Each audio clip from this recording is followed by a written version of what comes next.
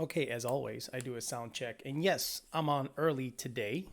I'll let you guys know why I'm on early today. It was either go on early or don't go on at all. So I wanted to make sure that you guys at least got a show today and not felt like, talking shit Tuesday wasn't going to happen. I did mention it on the Instagram page and on Facebook that I will be doing it at 5. Thank you, Manny Hernandez. Let's get going. So, what I want to talk about today is the stuff that I mentioned in the the Instagram post on my story and the Facebook post was about PRI and Lund Racing picking up their 2020 GT500. And what else? Oh, is Tesla a Ponzi scheme? And before you guys say anything, no, this isn't a herpy, okay? This is I nicked myself shaving. I just shaved, got out of the shower. Before y'all's out there eating random puss and getting herps, take a look. It ain't a herp. It's not a herp, okay? I nicked myself shaving. So I wanted to preempt that shit. So real quick, let's talk about the Tesla thing real quick. The Tesla thing is actually pretty funny. Now, a lot of you guys that are knuckle draggers were pretty much saying, hey, you're sucking that electric car dick and all this bullshit. And, it made me kind of look into it a little more because I'm interested in the subject matter. I'm really interested in the subject matter. So I understand that, I need to get a little more well-versed into it, which then led me to the, what's that guy, Matt Farah? He's kind of a bigger dude. I kind of look like him. He's a little younger than me, which blows my mind. He looks like he's 55 years old. But he drove a Porsche Taycan, one of them 21-inch wheel looking electric Porsches, and go watch that video on YouTube. That thing goes down the canyon like a freaking rocket. Everyone's like getting into the dirty bushes. Yeah, I nicked myself and I'm like, these motherfuckers are going to call me out on this herp shit. By the way, guys, just so you know, if any of you have ever had a cold sore, y'all got herpes. Y'all got HSV1. So don't be like, oh, I'm good. And then, like once it gets a little cold and your lips get a little dry, you're like, well, there it is, that friend that keeps on giving every year, you herp or derp motherfucker. John Lund tunes in as I'm talking about, mouth herpes. So the Taycan went down the mountain with Matt Farah like insane. It was so freaking fast. It blew my mind how quick, quiet, how well it handled. You could see his reaction. And this guy, I don't know how he makes his money, but this guy, Matt Farah is a libtard. I mean, he fucking lives in California. You got to understand, dude. If you live in California, you got to suck that dick. But honestly, when you hear him talk about cars, he knows his shit. Like he legit knows his shit. So anyway, he was out there, going down the mountain, the canyon, whatever the fuck he calls that shit. And that thing was getting it, but it drained the battery so fast. But anyway, that led me to a Joe Rogan podcast that he was on. And he was like, people are saying that Tesla is a Ponzi scheme, one way or another. And I went, really? So I looked into it. And you know what? There are accusations of Tesla being a Ponzi scheme because let's think about it, right? How is Tesla make their money, right? Like how is Tesla solvent? Government subsidies, right? The tax breaks, which are going to end or ended. SpaceX, basically funded Tesla in a roundabout way. And then when they released the Cybertruck, right? The Cybertruck, it is kind of a stupid name, but that's what they're calling it. So when they released the Cybertruck, they were saying, well, you could pre-order one for $100, not refundable, $100 refundable. So what's $100 to you stupid motherfuckers, right? Nothing, right? You guys probably have subscriptions to Motor Trend magazine and magazines that don't even exist anymore, and you're like, oh my God, what's $100? Well, if 1 million people pre-ordered a Tesla Cybertruck at $100 a pop, it's 1 million times 100. So he can take that to like an investor or a capital, what do you call it? People that venture capitalist, people that have money and they'll privately fund some shit, or they know friends that, and he can go out and get a loan because he basically got an interest-free loan for $100 million and say, look, people want this shit. So why don't you give me $3 billion and we'll make them. And that's basically what, at the end of the day, a Ponzi scheme is, right? Bernie Madoff we went to, what's the guy who was in Footloose? Kevin Bacon. He went to Kevin Bacon. He was like, what's up, Kevin Bacon? You're fucking retarded. Give me $1 million and I'm going to invest it because I'm such a badass investor, and I'm going to invest it in a whole bunch of other shit and then give you badass returns. And then he said that to like 50 or 60 Hollywood stars. He pulled that money and just kind of gave this guy a check, gave that guy a check, gave this guy a check. It was actually pretty funny. Exactly, Joe Jackson, 100 million. So at the end of the day, people say they subscribe to Gaylord magazine. Could you imagine? So that's the first time I ever heard anyone saying that Tesla is some kind of Ponzi scheme, or they got some shit up their sleeve where it might not be solvent. They've had CEOs quit, CFOs and other shit, like high level people quit. So I was like, wow, ain't that some shit? Imagine if that's the thing.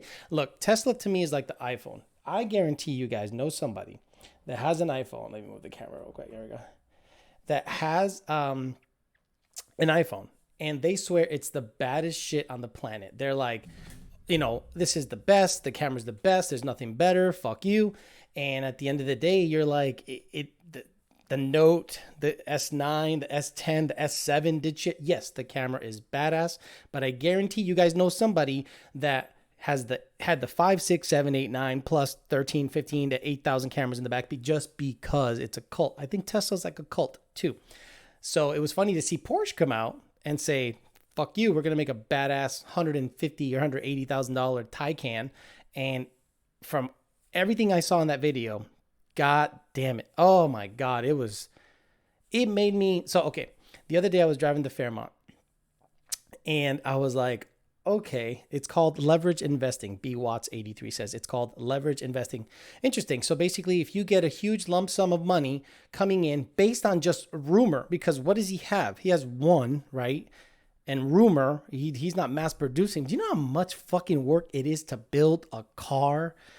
Jesus, insanity, the bolts, the brackets, the emblems, it is insane. So he doesn't have that kind of money. He ain't that like that. He ain't Ford. Ford made their money in World War II, according to Ford versus Ferrari. And they just had a shitload of cash. Again, government. So it's actually pretty funny how that all works out. But if you look into it, people believe in Tesla blindly, I think. It's a great product according to everything I know. But I'm telling you, unless this dude starts producing shit and people start buying it and it becomes affordable, it's gonna be a bad time for the people that are sucking that Tesla dick. And don't you hate every time you see a Tesla, it has some snarky ass license plate? Look, I love the thought of an electric vehicle because of the torque and the power. And this Taycan, whatever the fuck the name is, proved it to me how fucking fast it was. Just go look at that Matt Farah. I think it's called Driven or some shit. I don't know. Just look up Matt Farah Taycan Porsche, and he runs the Turbo S model. Yeah. The electric turbo. How the fuck does that fucking work? Brian D says nothing is proven with the Tesla truck yet until everyone needs to chill. Doubtful it could be, but it could be a piece of shit. Yeah, I think on paper it's badass, right? Quick, but dude, it is bigger than an F350, like a F350 crew cab short bed. It's like that size. You can't load anything from the side, so it's not really a truck. So if say you got to pick up a bunch of mulch or whatever, you ain't gonna do it in that truck. You're gonna do it in your regular truck. Vinny's Custom says tuned in early today. Awesome. Yeah, look, I have PRI show, which is my next subject I'm gonna talk about. The PRI show is in Indianapolis. PRI is like SEMA for race cars. If you don't know what the PRI show is, look it up. Performance racing industry. It's like a trade show where everyone that's anyone, you name it, NOS, Trickflow, Ford Racing, Roush, Edelbrock, Whipple, everyone and their mother is there showcasing their product and all this stuff. So it'll be interesting to see what comes out this year. I remember last year Edelbrock introduced their 2650 blower, and this year has been like a fucking coming out party with that blower, because Brian Devilbliss and the guys at Evolution, I mean, they won the TVS shootout in Atlanta. Then they put that whole setup on another car, a green GT called Victor 2. Put a built engine on it, turbo 400, and they went and won King of the 4-valve. No, they weren't the fastest, but they were the most consistent. The smoking tire, boosted G3 says it's called the smoking tire. I thought it was driven for some reason, but the smoking tire, Matt Farah, looks like me, fat version of me, a fatter version of me, and he looks about 100 years older because I'm hot as fuck. But anyway, PRI, right? What are we going to do with PRI? Well, we're going to go there and scope out new products, just kind of check everything out, get a lay of the land, see what's going on. Last time I went, the first 2 times I went was when I worked at my previous job, and it sucked, man. Attending the show, setting up, standing there in front of a bunch of people, and then like just spitballing when some guy's like, can I fit this in my, hey man, can I fit this in my 1982 4-speed GT? No, sir. This is for a Coyote platform. But ain't it a 302? Yeah, it's a 302. Well, me and my son were building a project car. And then the same guy at PRI shows up every year. The shark tooth guy. Isn't it that guy that sells like a ring and pinion set, and he calls it like the shark tooth or something, and he has like a plastic mold of it, and he just like crowbars it in your face, and he tries to push it in your face. Look at this rear end setup. It's baller. It's badass. It's like he sunk his life savings into building this thing, but he obviously needs somebody to, get in there and provide some monetary assistance. But every year he's there pushing this rear end setup, and if he is there this year, I'm going to talk to him and I'm going to showcase him on my channel. I'm going to give him a whole 5 minutes, but that guy could talk. I mean, I thought I could talk. That motherfucker could talk. It was unreal. Build the GT500 to run 8 in the quarter mile and eat that girl's booty hole. Oh, shit. Lund Racing in the house. They said, we've got 2 cars we tuned that'll be in the booth. Brian Devilbliss in the Edelbrock booth with the green car, and Chase from Streetcar Takeover in the Nitrous outlet booth with his 18. So yeah, we're going to have 2 cars that we tuned that will be showcased in 2 booths. So I'll make sure to stop by both booths. I'll talk to Nick from Edelbrock, Nick Perciello. I probably won't get a hold of Chase, but I'll just kind of, hey, there's the car. And just kind of show you the cars that we support there. But we're going to be talking to everybody and their mom that can help us in the coming year. Now, the other thing I wanted to talk about is John Sr. and Lund Racing went ahead and bought a 2020 GT500. It finally showed up at the dealership up in Michigan. It's a white non-performance package, basic bitch. I love that freaking car. They absolutely ordered, in my opinion, the perfect car. Everyone's out there getting the badass bitch with the crazy wheels and the carbon fiber this and that, the $120,000 fucking jobber. And I'm just like, holy shit, you guys are going after it crazy. When honestly, I don't know if we're gonna keep that car long term, because someone called it a S550 with lipstick, and it kind of is, because think about it. What is so technical? Okay, aside from the DCT transmission, what crazy technology does this car have to warrant an $80,000, $90,000 sticker price, right? None. The GT has a more advanced nose, or not more advanced, but nicer looking headlights. I think that once you look at the 18 GT for a little while, you get like, man, that thing does look good with some wheels and low. You're like, that looks good.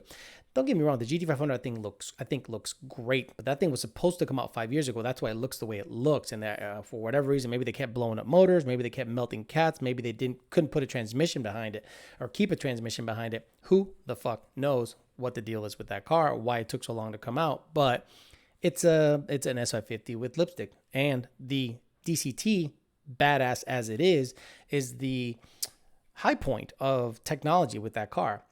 It blows my mind that the GT350 does not have a DCT yet. Why doesn't the GT350 have a DCT? I don't get it. The GT350 is supposed to be a track-oriented car. Why doesn't it have a DCT option? All right, okay. So now let's talk about the lack of technology that this car has minus the DCT. The car has port injection, no direct injection. So technically, you should be able to swap a 6R80 I know, blasphemy, right? It don't matter. It's still auto right now, except DCT. You should be able to swap a 6R80 into a 2020 GT500 if you use a Gen 2 control pack, because it's a 5.2 Coyote. Now, it is speed density, so that's going to be the fucky thing. But what, stick a Roush file in it? No, that's Gen 3. That would be interesting, but there's nothing crazy about them. It's a 5.2 cross-plane TVS speed density. So as long as you can populate the speed density properly, you probably can get away with shoving a 6R80 in the thing, which would be hilarious.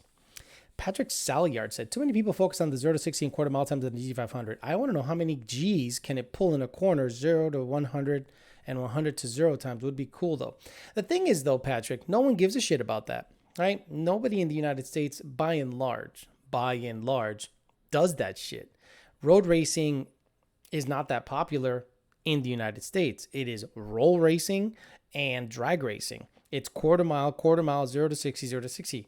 So yeah, that car might be a triathlete where it does everything beautifully.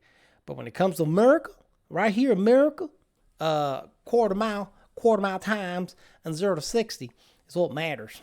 Because those guys are 100 to 0. People put brakes on drag cars that run 4s in the 8th that I think are meant for like 2-stroke dirt bikes. So the brakes don't matter because they just pull the parachute. They don't give a shit. BWatts83 says, they didn't want the 350 to be better option overpriced than the GT500. I'm telling you, the GT350, in my opinion, is that a track-oriented NA car that should have had all that shit. Who the hell knows what they're going to do with it at the end of the day, because now that's the only high-performance Mustang that you can get that still has a stick, but it doesn't have the DCT. And if you're going to make it a track car, you're out there racing Porsches and highly modern Miatas, which you don't got a chance against. And the Camaro ZL1 and the 1LE and the LMNOP, it's going to be tough to like buy a GT350. Don't get me wrong. If you can drive, you can drive it just fine. But the DCT, especially for road racing, is probably pretty badass. It's just crazy. Someone said way better to buy a Super Snake over a GT500. Roush 2017 GT. I love you. Shut the fuck up. The Super Snake it's a badge. You're gonna buy a basically stock S550 with a wide body kit, stock motor, stock trans, stock axles. Super Snake might have beefed up axles, but the motor's stock, dude. The motor is stock on any Super Snake. It's a stock motor with either a Kenny Bell or a Whipple. I don't know who the hell they're using right now. Probably Whipple. There's nothing super about it. It's going to have a 6R80 behind it because guess what? The guys that can afford it can't drive. Legendary asks, Alex, is a revised tune necessary if pulleys get swapped? It all depends on which pulley. Let's say if you have a TVS, right, and you have a 82 millimeter pulley, you probably can go down to a 75 or 72 if you have E85. Don't do it on pump gas. Or if you go from an 85, I'm talking a 2.3. 2650, if you start out with an 800 millimeter pulley, you might be able to pulley down to a 795 millimeter pulley.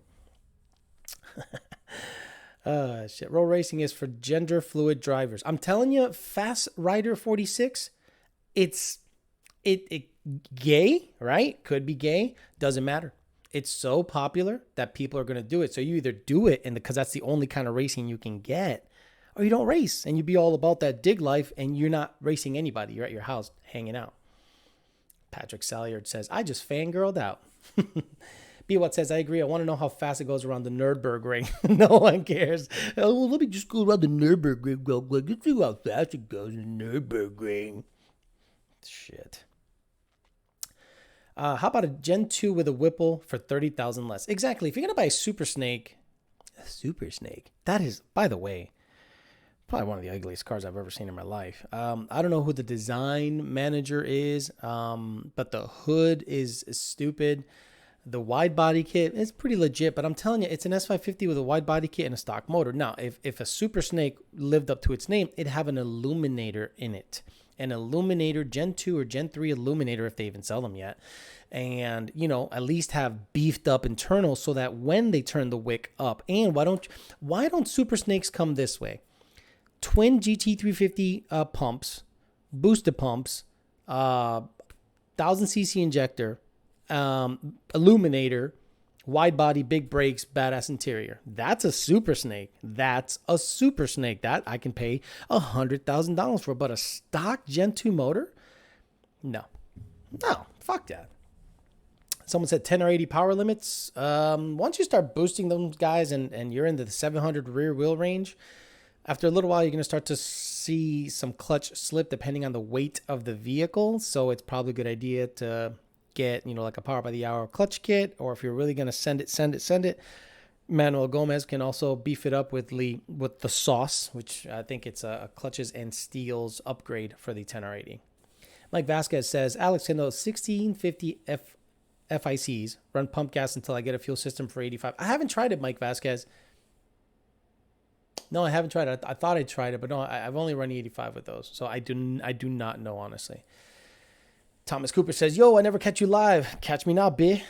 Randy Hernandez says, what do you think about the Rocket Mustang? The Rocket that thing is hideous, dude.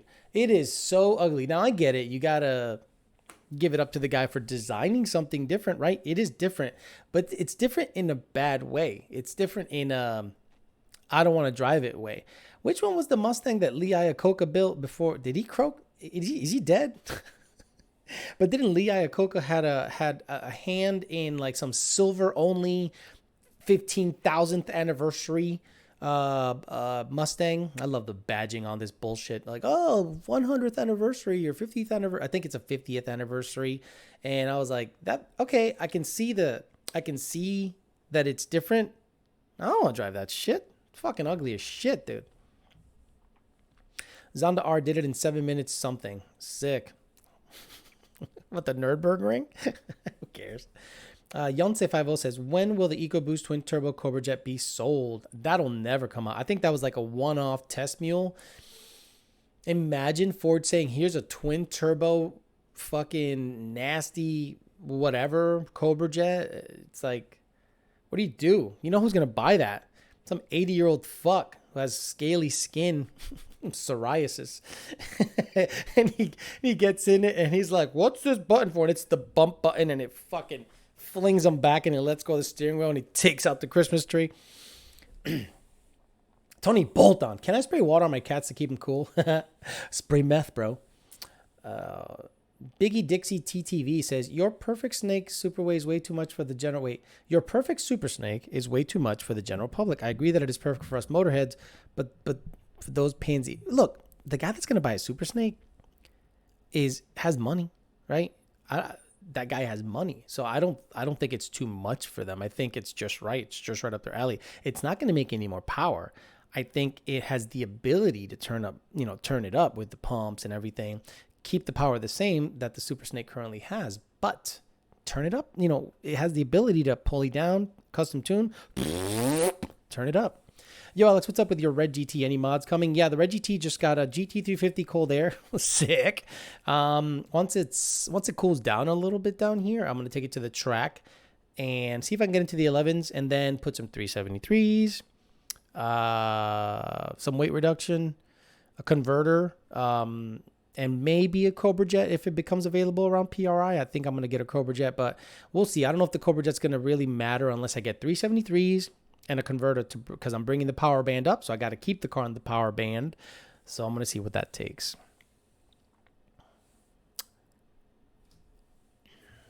Big Dixie TV says, not in terms of money, but the skill level required to actually drive it like it's meant to be. Yeah, look, no guy that buys a Super Snake drives a Super Snake. There's one guy that I know that has a Super Snake. It's white. It's in Florida. It's a Shelby 1000. It's like a Shelby 1000 Super Snake. It's like there's like 5 versions of that. It's a 2014 Shelby 1000 Super Snake wide body, and he road races that shit, and it legitimately made 1,000 wheel because you can only run it on MS109. Sick car, and he beats the shit out of it, dude.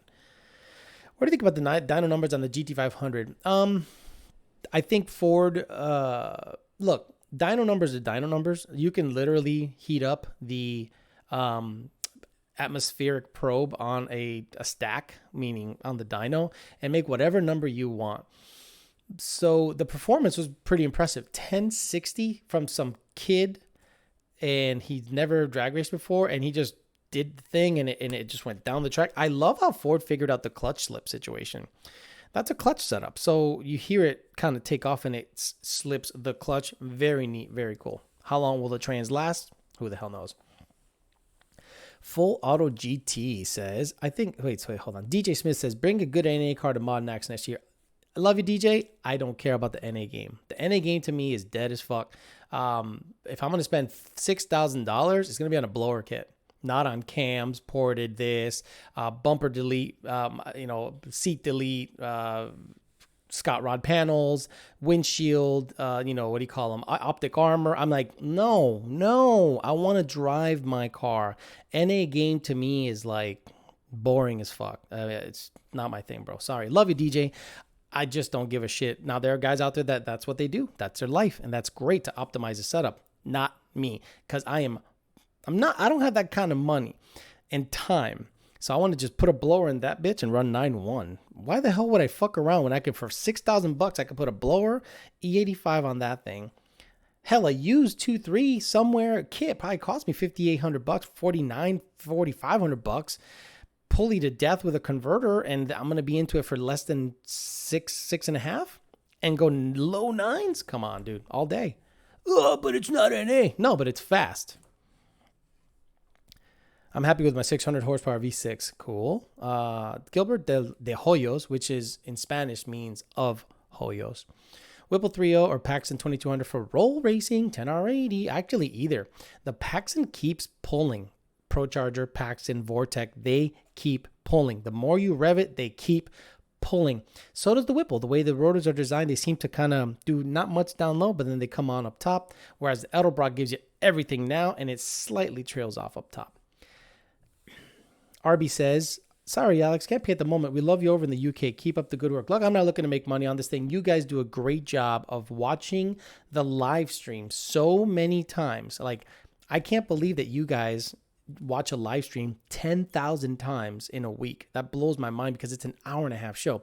Subsequently, I'm going to start uploading everything to my Buzzsprout podcast. People are like, why'd you choose Buzzsprout? Well, they seem to have the most stable service, and I can only upload about 3 hour-and-a-half episodes at a time. So I'm going to take down episode 2 because not many people are looking to be into that. So I'm going to start uploading the more popular ones. So me and, Nut Rider, we're going at it. The last one was really good. I thought the last one was a great episode. We talked a lot of shit. It was a fucking great time. So I'm going to start uploading the more popular. I'm not going to do it in a linear fashion, meaning 1, 2, 3, 4, 5, 6. No, I'm going to go episode 26 where I talked about that. And then I'm going to cut it up. And so probably tomorrow I'll take down episode 2 on the Buzzsprout site and upload last week's episode. Diddy LX50 says, yo, Alex, what's the best metal intake for high boost? 30 plus PSI. It looks to be Plasma Man, but I'm telling you that thing is $5,000 to $6,000. Subsequently, Frankenstein, I think it's Frankenstein. Correct me if I'm wrong. Though, when it comes to turbo shit, I don't give two motherfucks. Fuck turbo shit. Yes, they make more power. Yes, they're faster. Don't care. I want to blow on my shit. Just like you guys that hate on electric, say, I want a small block Ford making 250 horsepower on my shit. I want a blower on my shit. So I guess Frankenstein came out with a blingy billet piece that was another $6,000. Dude, that is insane. But look, you want big boost, big shit, badass shit looking under the hood, you got to spend the dough. Gilbert of Hoyos says, did you ever date a girl that was into cars? Unfortunately, yes. I did date a girl that was very much into cars, and it was not a great experience. Great person. I'm not going to talk badly about them, but I definitely could not go out with a car girl because, like, I see these memes all the time where guys are like, oh, if she changes her oil or if she puts down pimp juice in front of your slicks, marry that. And I'm like, fuck that. I want my girl smelling nice. I want her looking, good. I'm the dirtball. I'm supposed to be the piece of shit. And if she's out there with more dirt under her fingernails than me, and she tries to stick that dirty fingernail up my ass, I'm going to have a problem with it. If you're sticking a nail up my ass, it better be clean. But no, yeah, I did date one, and I quickly found out that that's not what I want, like very quickly. So, they need to be with someone that's into that. And there's many guys out there that are like, oh, I can't wait to have a car girl. Fuck that shit. Big Dixie TTV says, I thoroughly enjoy listening to your streams while at work. I think my favorite episode is the gT500 talk with Christian. I'll upload that. Yes, I'll upload the more popular ones. I'll look through, see which ones have the most views, the most comments, and I'll upload that and mark them appropriately. Where can I buy a Coyote for under $5,000? Anywhere. Christian and Mike from Power by the Hour probably own 40 Coyote motors between the two of them, and I think they pay an average of $2,000 to $2,500. F-150 Gen 1 motors. Just look. You just gotta fucking look around. They're everywhere. You can find them. Just like couples that live together, stay together. Fuck that noise. Yeah, so that's the other thing. Like, I dated a CrossFit chick, tiny little thing, maybe 5 foot tall. Dude, she was jacked. She had those crazy quads that came out, and I'm like, man, them bitches look good on top of me, But then you go on a date with her, and that's all she talks about is her family, and her not her family as in her kids, but I'm saying like the CrossFit family. That's a cult, trust me, because a lot of people that get into CrossFit, don't get me on a CrossFit tangent here, but I think CrossFitters are crazy in shape and great athletes. Okay, that's out of the way. They're fucking psycho. Like, all of them are broken people that either just got out of a relationship, got fired, finally moved out of mom's house, and were like, I'm going to go after it, and I'm going to, new year, new me, and I'm going to do kip-ups. I'm going to do 100 kip-ups and walk around with protein and lunch boxes. Oh, here's my lunch box. Wait, hold on. I have to eat 5 pounds of chicken. Okay, what were you saying? It's like, relax. Go to the gym for an hour every day. Life's good. You don't have to be the best at everything. You don't have to herk and jerk any dumb shit. Relax. Damian Rudolph already wants a dating story. That'll be at the end of the show. End of the show, you'll get a dating story. I'm going to talk about the girl that almost made me go broke because the amount of food she ate, but we'll talk about that later. And I have another side story that happened not too long ago. That's going to be really good too. So we'll talk about that in a little bit. I wouldn't kick Lizzie Musi out of my bed. No, she's a very good looking girl. I couldn't date her though, right? I'm a nobody, right? Let's get some shit right off the bat. I'm a nobody. But I don't ever want to be number 2.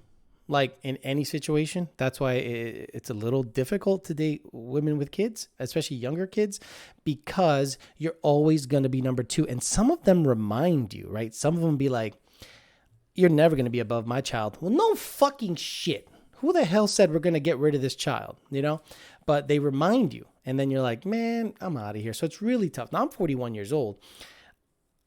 I could probably date some of y'all's moms. You know what I'm saying? So if your mom's looking good, you never know. But no, seriously, it's I can't date a car girl. If she drives a race car, great. But if she's out there wrenching on her shit, nah, I'm good. Look, good for you. Awesome. Girl power, all that bullshit. I don't want anything to do with a car girl. I want a lady. Well, I can be a lady and a car chick too. Great. Congratulations. Someone said age restricted. This will be good. No, okay. So the reason I started putting age restrictions on my live streams is because what had happened was YouTube they literally can read what you're saying. So if I start saying shit, fuck, motherfucker, and the name of the show is called Talking Shit, so they immediately demonetize you, which is fine. They can demonetize as long as they don't pull my video. So what I'm going to do is look for an alternative method of monetizing my shit, because YouTube is slowly demonetizing cool shit. They're demonetizing, you ever see a video that now starts like this. Hey guys, what's going on? This video is brought to you by Rust-Oleum. I always use Rust-Oleum in all of my products, and this is Gloss Tuscan Sun. And I use Gloss Tuscan Sun to do my my living room furniture. They really do great color matching. The cap is the exact same color as my shit. I can't open it. Oh, I just broke it. Anyway, it's pretty sick. So just go over there and go to Rust-Oleum website and oh my God, shut the fuck up. I get it. You're trying to make money and you have sponsors, but God damn, don't try to nickel and dime everybody for every second. Eventually you got to have a little, I don't know, integrity, full integrity, little integrity. And not, not sell your soul for dumb shit all the fucking time. So I'm going to look at other ways of monetizing it, whether it be a subscription service, because I am not going to suck YouTube's dick like they want you to. They want you to have kid-friendly shows. They want you to say nice things, and I'm not that dude. Stepdaddy Alex. The crazy thing about dating a girl with kids is that if you get along with the kid and then the relationship doesn't work out, that's the worst. I dated a girl named, what's the name? There's a name of a girl that they're always bad for me. I forget. I like blocked it out of my head. What's the name of the girl? Tiffany. Every Tiffany I have dated, every Tiffany, not one or two, every Tiffany I have dated has been awful for me. So this girl had a 12-year-old son, super cool kid, kind of nerdy, but we got along. He loved Street Fighter, and we got along real good. And then when the breakup happened, I was like, oh, it's fucked up. It's like a little bro right there. But yeah, it's tough, man. It's tough. It's crazy.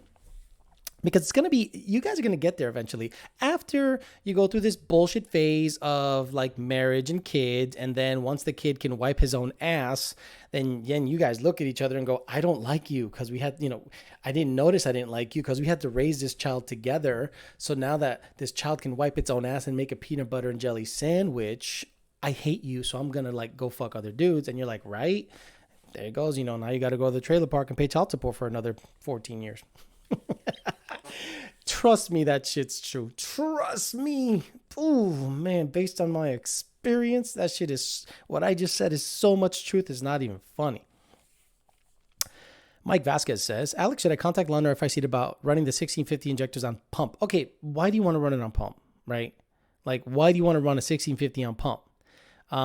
We can try, but we can't guarantee. Even Injector Dynamics says, hey, 1700s ain't going to idle that good on pump gas. So you got to know that shit right off the bat. Patrick Salyards, apparently Jenny are bad for him. You guys know, Tiffany's are the female Kyles. That's true. Like, I couldn't believe how many Tiffany's I was attracted to. I think the world has a weird way of fucking with you, right? You're attracted to the thing that's the worst for you, right? I know someone right now that probably they went out with me. I'm Puerto Rican, but I'm a terrible example of what a Puerto Rican could be. I'm nice, respectful, I open doors for you, and I treat you pretty good. So they thought, well, he's Puerto Rican. All Puerto Ricans are that way. Then they got with another Puerto Rican, and he is a typical Puerto Rican. Loud, owns 500 guns, wants to, do dumb shit with his truck, probably plucks his eyebrows, probably cares more about his clothing than the girl cares about the clothing. And I'm like, yeah, no. So yeah, you're attracted to what's bad for you. Mike Vasquez says, saving up for a fuel system now. So you know what, dude? Don't run the 1650s for a little while. Run LU47s for a bit until you're ready to party 100%. But I wouldn't rely on 1650s on pump gas. Lewis says, Jasmines are my kryptonite. And that's the thing. Every Tiffany I've gone out with hasn't been hot, has been banging. I'm saying like, oh my God, like perfection body-wise. Everything. I'm like, oh, but then you start talking to them and you're like, you're clouded by the booty and you're like, damn. So Tiffany's are my kryptonite and they're just bad for me. So, hey, what's your name? Tiffany. See ya. Daryl says Becky's are the shit though. I think he means head. Jasmine, Any name that ends in Annie is just straight trash, bro. Resto and presto, says. Ford Racing 312 says, woo, dude, I'm half Puerto Rican. We aren't bad. I do all that stuff for my girl, LOL. Yeah, right. But then you listen to Daddy Yankee. Then you listen to, that's that stupid motherfucker that looks like he legit has Down syndrome. Bad Bunny. You'd probably be like, I don't like Bad Bunny. Bad Bunny sucks. And then you get in the car, listen to that shit. No, dude. And you said you're half Puerto Rican. So the good half, the good half is the one that's not beating the shit out of your girl. Mira, bro, porque tú eres tan chirión, man. Mira, ven acá, porque no me cocinaste comida. Cojones, yo estoy trabajando todo el día. ¿Por qué no me cocinaste, carajo? Me quemaste el arroz. Me quemaste el arroz. Exactly. For those of you that know Spanish, that's a Puerto Rican. You ever look into compressed air supercharger systems? Yonsei 50. I saw that. I saw that supercharger system that's compressed air, but I don't know if I want to carry around a 200-pound, 1,000 PSI tank.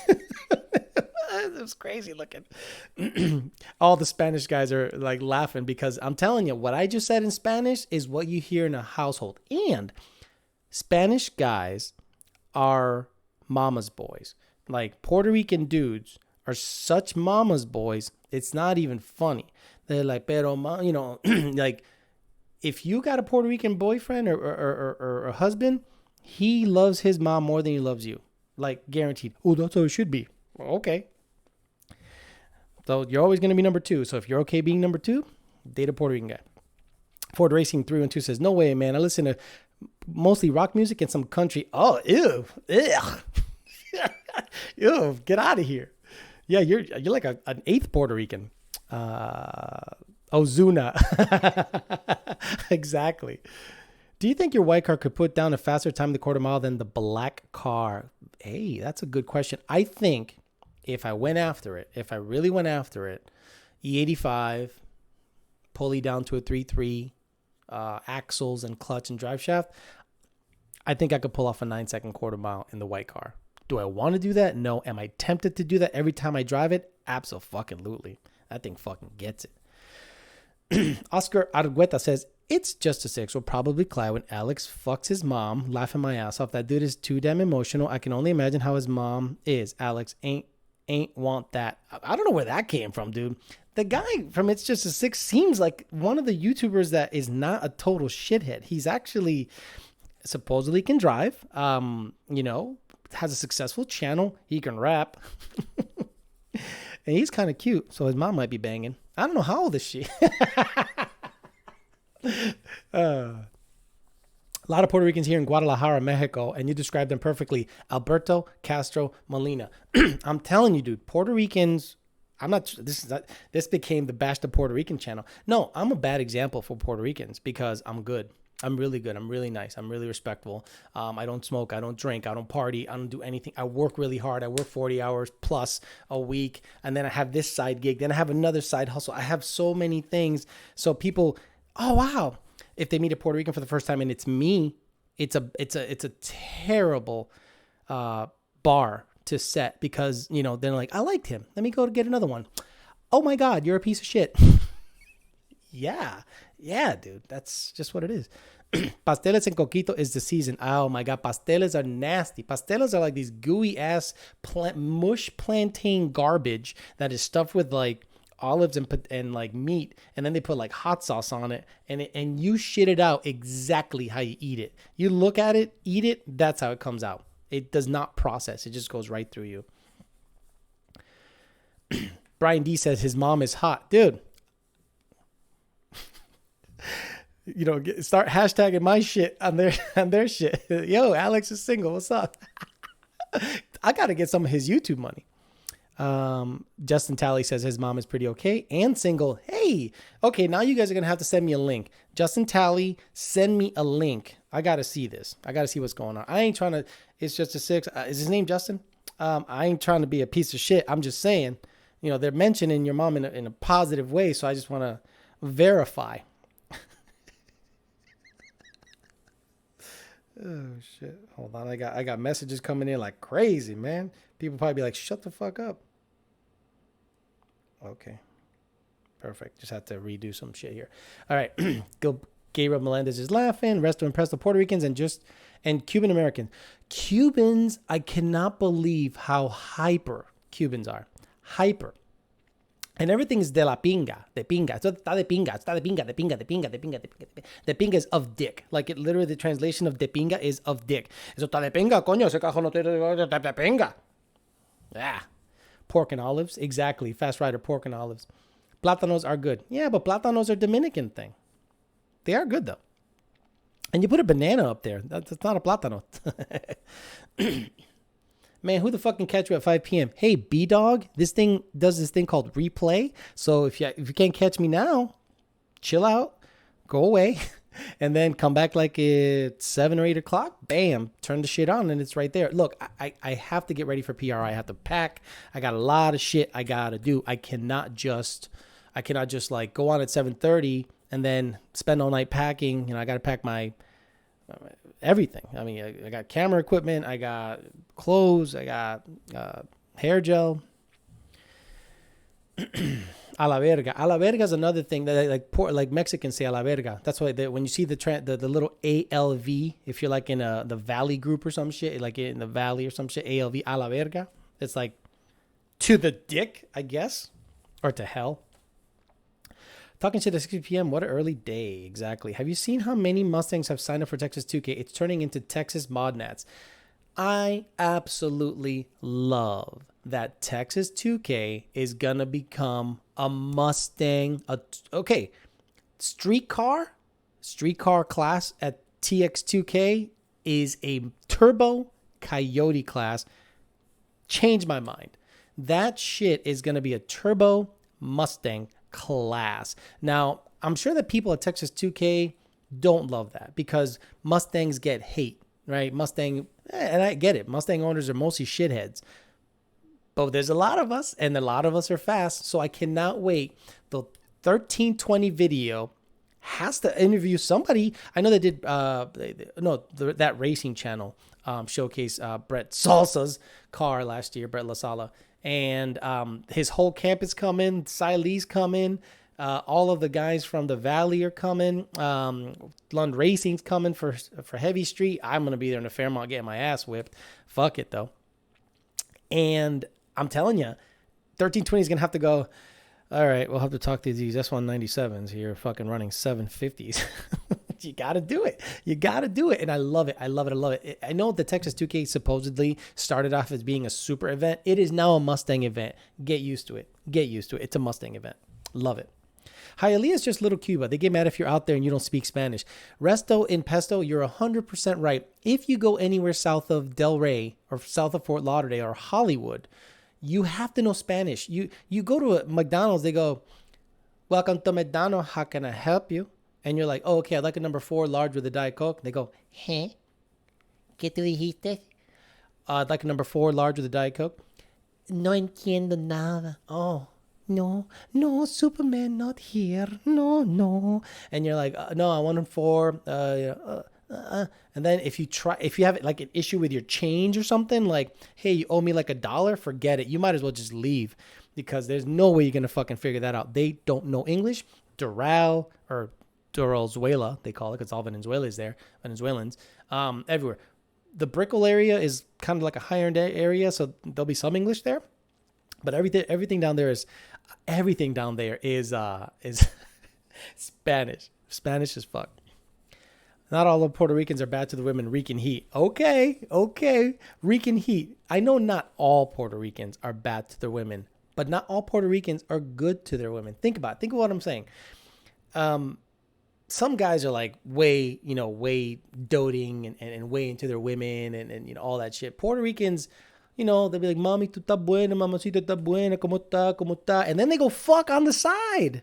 Then they'll love their wife, but then they go fuck some bitch on the side. And then they come back, hey, everything's good. And I'm like, God damn, I'm a bad example for Puerto Ricans. Trust me, Puerto Ricans, if you work in a factory atmosphere or anything like that, name a faithful Puerto Rican. A faithful Puerto Rican. They are driven by their dick. It's all dick. Like, ya, mira ese culo de esa cabrón, está más bueno. Si me mama el bitch, me vengo dentro de ella. Oh my God. I don't know if my speakers suck or what, but I can barely hear him. Scooty, it's your speakers, because everyone else is having a good old time. Justin Talley says, I sent you a pic of his mom. Get out. Did you? Are you on Instagram, bro? Oh, shit, son. Justin hit me up. Check it out.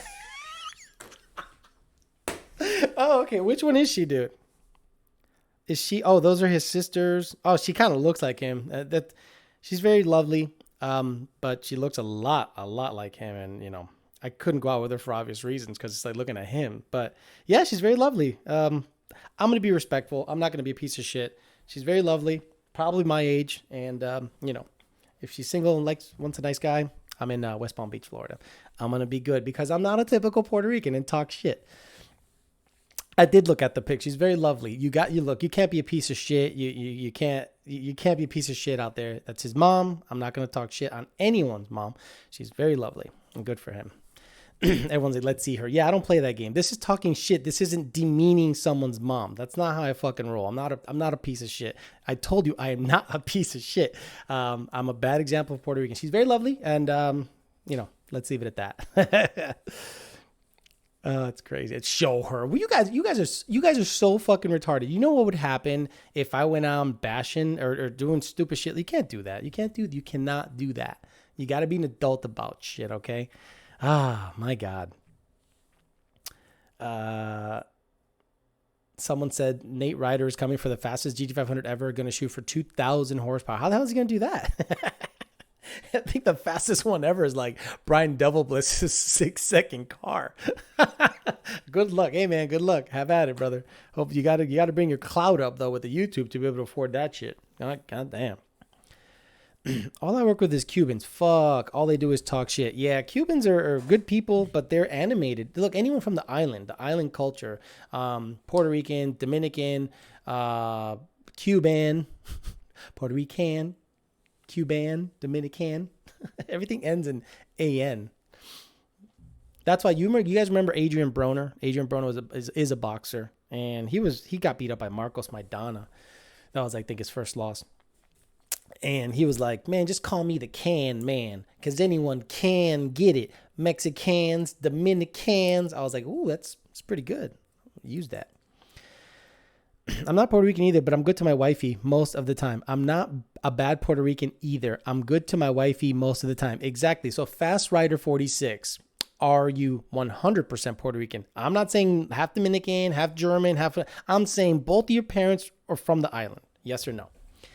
Oscar Arguela says, we aren't saying bash her. We just want to see her. But yeah, you're right. Never mind. People are ruthless. Exactly. You cannot do that. I don't know the dude. He seems to be a nice kid. So I'm not going to go messing around and, showing my audience, which will be screenshotted and replayed. And no, I don't play that shit. And you can't do that. You can't do that. It's crazy.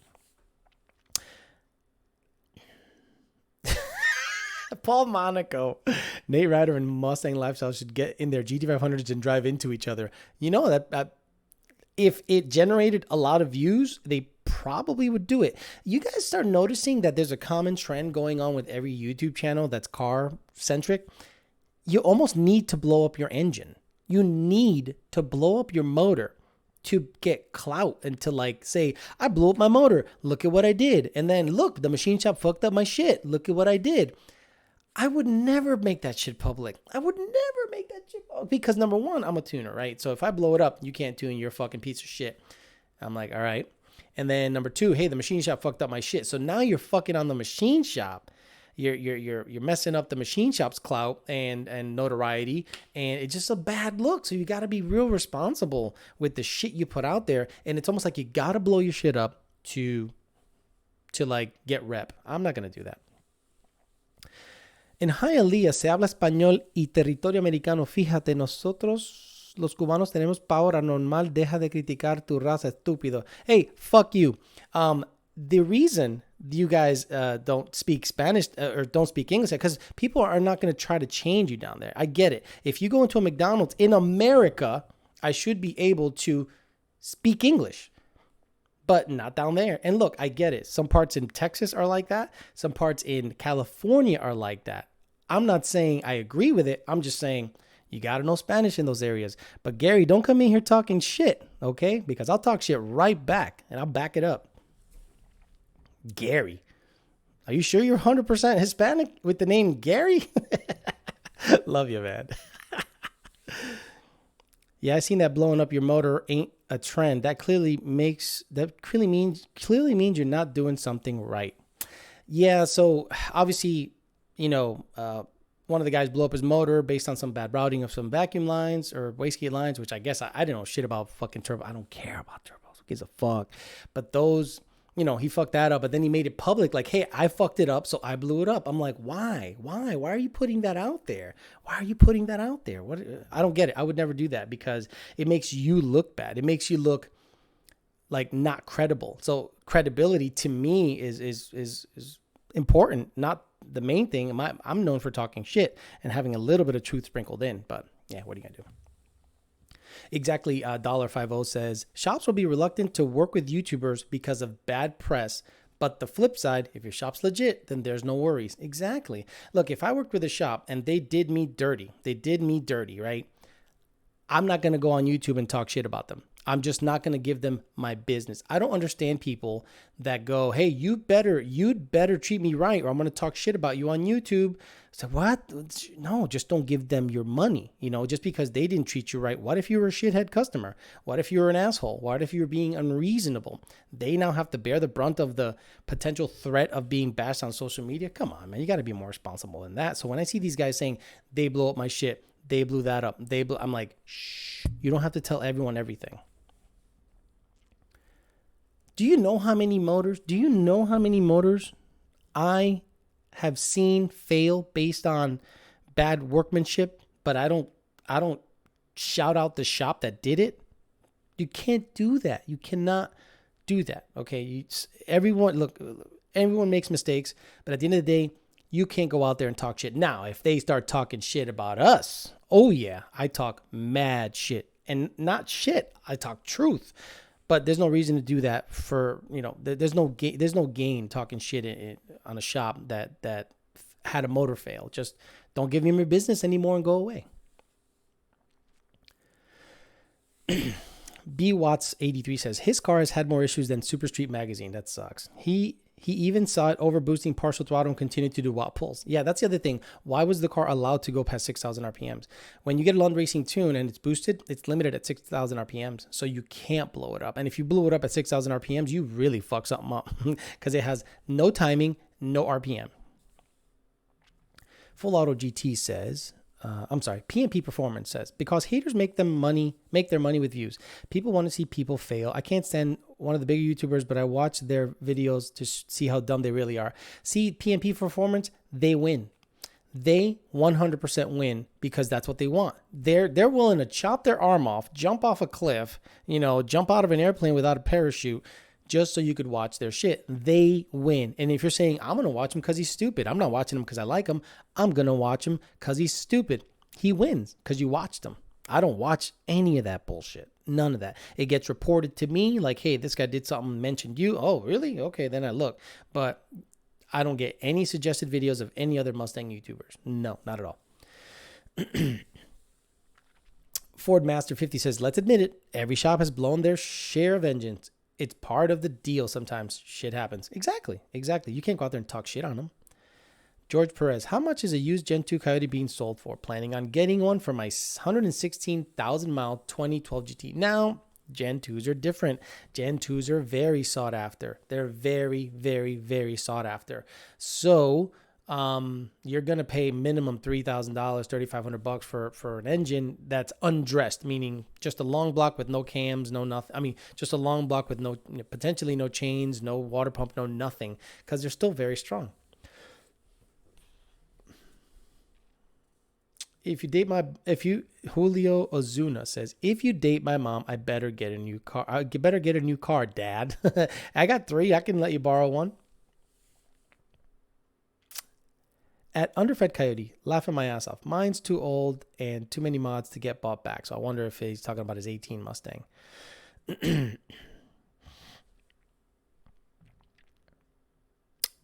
Brian Morales says, what does the Puerto Rican frog mean or represent? See, the Puerto Rican frog, it's called the coqui. The coqui makes a distinctive sound that people would just, that's what they named it, the coqui.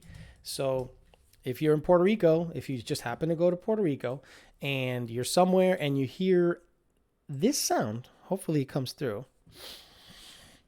Watch it be a commercial. Hey, Vagisil.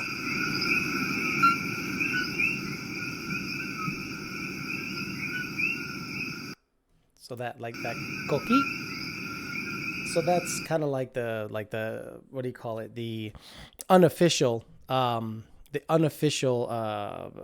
know, whatever. What do you call it?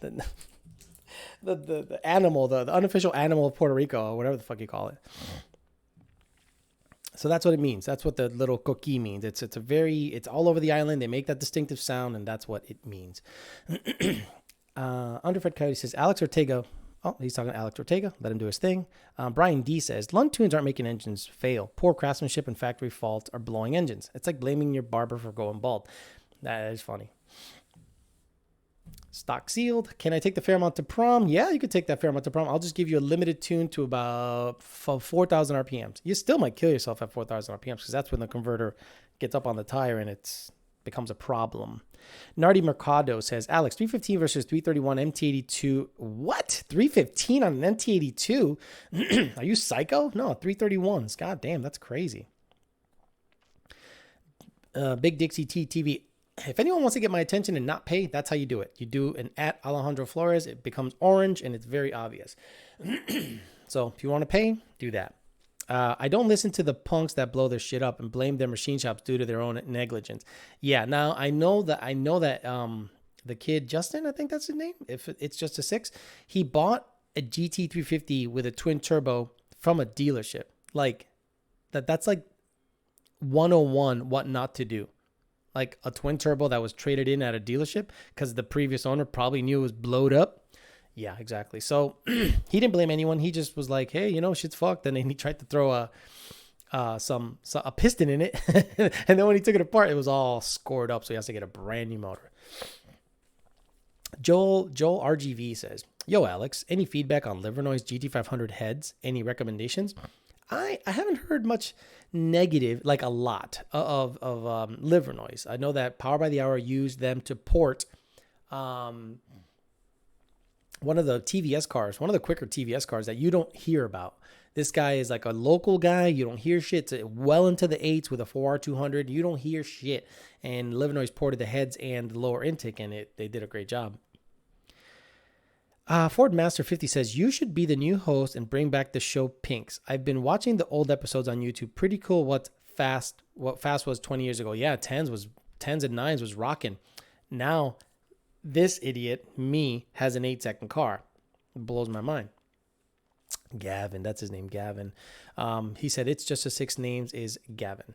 What do you think about David Van Norris running 844 on a stock motor and stock OPGs? Badass shit. I think the stock seal record is his, I think. Yeah, I mean, that car gets it. It's a single turbo with a turbo 400.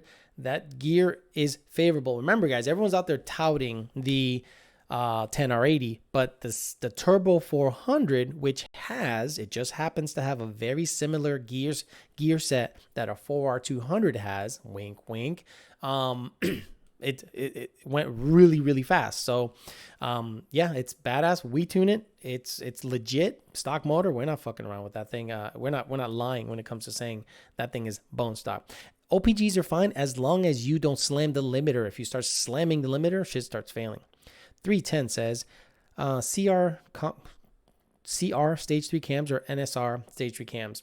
NA Gen 2 long block on Gen 1. Gen 2 long block on Gen 1. Get the stage 3 cams. The stage 3 cams, the comp cams, stage 3 cams. The ones that require a tune. Oh, Robert Goodman says his name is Gavin and it wasn't twin turbo when he bought it. Okay, I stand corrected. That again, I don't watch. I don't watch. I thought he bought it from the dealership. So he put a twin turbo in it and then it got hurt. Or was it like, Did he do a compression check before he put a twin turbo kit in it? Yeah, again, I don't watch that shit, dude. I just don't care. I just don't care. When do you think the new DCT will be tunable? Word is HP Tuners is on it, like on it hardcore. So I'll see. I think they're gonna start indexing stuff pretty quickly because that's where the rubber meets the road. The engine can make power. How you can get it to shift and launch and go into gear as quickly as possible with the least amount of torque management, but not blowing it up, will be the key. So that's going to be, before spring, I bet you before spring, you'll start seeing people tinker around, maybe sooner, because now they get out there, the TCM gets shipped out to people, they index all of the parameters, and boom, time to blow shit up. YouTube corrupt. YouTube liberal free speech company said something. I'm not going to repeat that because I don't know the kid, right? I don't know the kid. He hasn't ever said anything negative about me or said negative about the company I work for. Anyone that I do speak on has had something negative to say, so I hit them back. It's never, ever, ever premeditated, meaning I don't do it before they do it to me. If they hit up someone that I know, like make fun of Lund, talk shit about Lund, talk shit about Power by the Hour, I am on your shit. Bill B says, Alex, what gears are in your red 2015 now? I have 373s in my supercharged 15 and I want to go higher gear. Swap maybe. I got 315s in it. So if you want to swap, let me know. I will absolutely swap gears with you. Rouse 2017 GT said it had a bad cylinder when he purchased it, hence the low price on it. Oh, so he bought a lemon. Alex, just bought the tune for an 18 manifold. What's the red line now? I think like 7,900 or 8,000. That doesn't mean you should spin it up there. I'm just saying the rev limiter is up there. Replace the clutch, slave cylinder, pilot bearing, and flywheel on my TR3650 equipped S197. Why? And I'm still having high RPM lockout on the 1-2 shift. Any thoughts? What clutch is in it? 3-valve Eric? I bet you it's a fucking Exetti Stage 1 piece of shit. Do you think it's going to snap in half with the hard shifts? No. David Van Norris Gap Demonology. Oh, okay. I mean, an 840 car? Well, how fast is Demonology's car? Like a high 8? It's a quick car, I hear. Joe Jackson says, you have 4 cars, not 3. That kid can have the Maverick. He can have the Maverick. Yeah, he pushed that shit to prom. Brian D says, the aggressive shifting on a tune will expose the weak trans on the new GT500. I think it'll, I don't know. If you look at how the clutches are stacked, yeah, I think wheel hop is going to be the death of that thing. Wheel hop and the weight is going to start making issues happen with the Tremec DCT, not necessarily hard launches and hard shifts. The hard shifts might cause wheel hop, which then can cause shit to break inside the trans, yes. Okay, any updates on the 10R80 kit from PBH on S197? Okay, stop it. S197s cannot run 10R80s with the stock S197 computer. You need a Gen 3 computer to run a Gen 3 trans. Plain and simple. So stop it with this bullshit that you think you're going to swap a 10R80 into your S197 using the factory computer. You would have to make it a Gen 3 because how are you going to control the 10R80? I repeat, how are you going to control the 10R80? Well, Ford Racing Control Pack. Right. So that Ford Racing Control Pack controls a Gen 3 motor and a Gen 3 trans. It doesn't just do, there's no such thing yet as a standalone 10R80 controller. There just isn't. And if you're going to tell me this US shift shit, they don't even have the 6R80 stuff figured out. So stop thinking you can swap a 10R80 in a Gen 1 or a Gen 2 unless you're willing to swap everything to Gen 3, meaning motor, computer, and trans. That's the only way. Why? Because it's direct injection. You cannot swap a 10R80 into any other vehicle that is not controlled with a Gen 3 computer or has a Gen 3 motor behind it yet. Plain and simple. Plain and simple. So stop asking that stupid fucking question. 10R80 into a Gen 1, 10R80 into a GT500. It cannot happen. Not as of yet. Unless you're willing to buy some kind of Motec $8,000 controller that they come out with. But as of now, you cannot control the 10R80 unless it has a Gen 3 computer, a TC298, I think it's called, with a Gen 3 motor behind it. Plain and simple. David Martin says, I love it when people think they know shit, but they don't know dick from their ass. I'm telling you, dude, it's unreal. Peyton Lucas says, will PBH brackets for Whipple superchargers work on a Gen 5 3.0 Whipple? Yes, I can answer that. They work on a Gen 2, Gen 3, Gen 5, Edelbrock, and VMP, TVS, or Roush setup. They have brackets for each particular kit. So you can go ahead and swap your Gen 5 Whipple onto your notchback, and Power by the Hour has brackets for it. Everyone's comment on his channel that he's an alcoholic pisses Matt Farah off. I don't know that Matt Farah is an alcoholic. That's just what Michael None said. Michael Nunn. 310 says, Pato, thanks for the clarification on the 10R80. Yeah, man, you cannot put a 10R80 behind a goddamn thing. You can't put a 10R80 behind anything that doesn't have a Gen 3 computer. If you put a 10, let's play devil's fucking advocate here, right? If you put a 10R80 in your 2015 Mustang, how are you going to control it with a 6R80, with a car that came with a 6R80? What, do you just add 4 gears? You just, let me go to the tune and add 4 gears. Oh, number of gears in the trans, 10. And it magically indexes 10 more gears. The oncoming, the offgoing, the upshift, the downshift, the torque truncation, the torque multiplication, the clutch fill table. Come on. If you're going to consider a 10R80, you better consider a Gen 3 motor and a Gen 3 control pack with it, period. Would you ever build a race truck? Yes. All-wheel drive, short cab. And not for the track, for the street mostly, because the track stuff is slowly leaving I don't care about track stuff anymore. It's just like, even the Fairmont, I'm just like, I'm going to take it to Texas 2K. That's probably the last time it'll go to an event. It'll go to many rentals. It'll go to a local test and tune, but I just don't care about track stuff anymore, especially in an auto. Stick shift, that gets my blood going. Yes, stick shift, man shit, skill. Yeah, might be slower. I get it. But it's me doing the shifting, not the car. The Fairmont, yeah, it's fast. And it's also boring. So, to answer your question, yes, I'd build a race truck. But not like a badass race truck. Maybe like a high 9-second race truck. Or mid 9-second race truck would be fun. How much power could a stock 18 plus GT handle as a daily? 700 plus? I do it. I have a 5,000 wheel horsepower Gen 4 Coyote with a 10R80. I win every race, Lowell says. Exactly. Alex, your super chats are turned off. We can't send you money. No, that's right here. Boom. I'm literally looking at it. It says, show your support for Alejandro Flores. And it's boom, right there. So you're lying.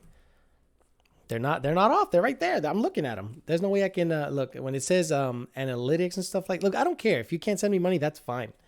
I'm trying to look for there's no way of me just flicking a button and going, yeah, because when it asked me to enable monetization, it said yes. So there's nothing I could do. Let me see if there's settings here. This thing might go to shit. Monetization.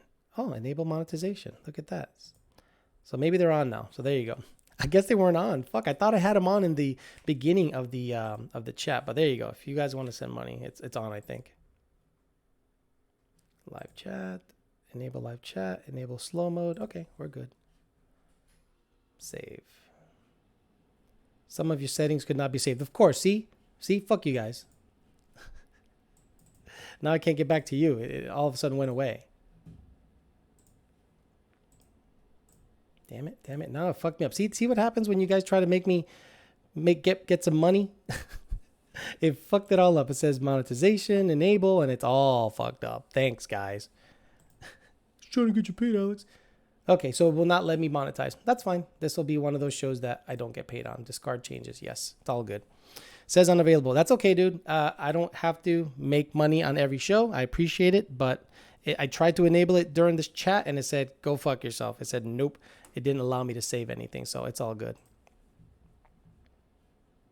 Okay. There.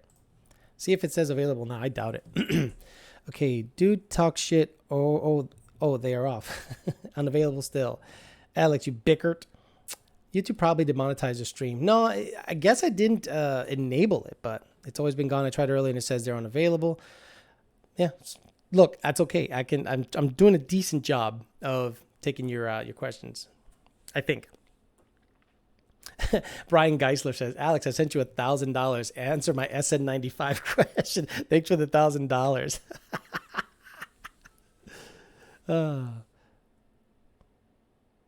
YouTube is trying to stop you. No, it was me because so YouTube has a new way of making a live stream happen, and it's really clunky and stupid, and I freaking hate it. But yeah, it says it's on now, so if you want to party, but if not, nothing I can do about it. Yeah, it's still unavailable. Okay, let it be unavailable. Fuck it. One of those that I don't have to get paid on. No big deal. Alex, get on the bike behind you, do some YOLO shit. Whatever the fuck that means. Randy. B-Watt says, Alejandro, we don't give a fuck what you don't need. We want to pay you, damn it. Then fucking PayPal me. Go to go to Teespring and buy merchandise. Look, I don't understand it. I get it. You want to support me, and that's great. Go to Teespring and buy shirts. At least you get something for a purchase. Go to Teespring, YDBT, buy a hat, buy a sticker, buy a mug. Don't just give me money for nothing. That's crazy. Boss 302 or Gen 3, because it has more compression and better cams. There you go. Alex didn't really demonetize himself.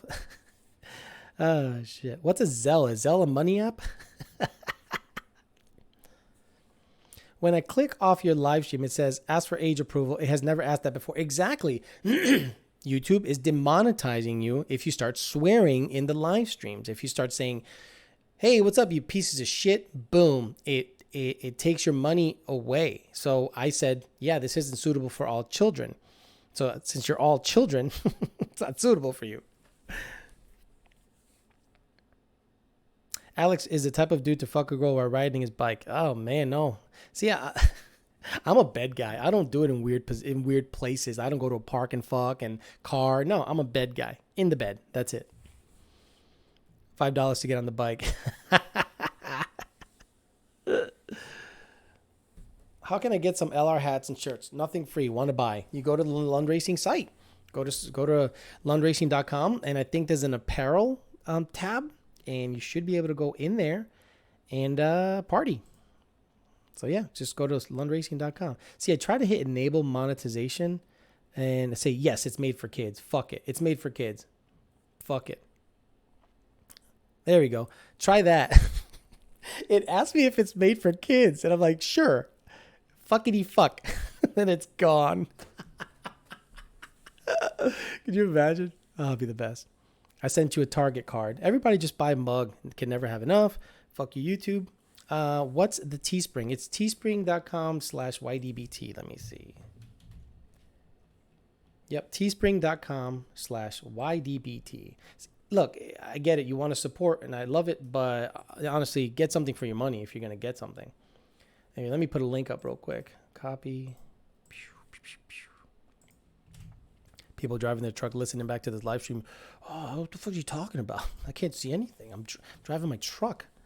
There you go. I sent you guys a link. If you want to buy shit there. No big deal. gT500 says, thoughts on the Holley race intake manifold versus Edelbrock for high boost, high RPM application.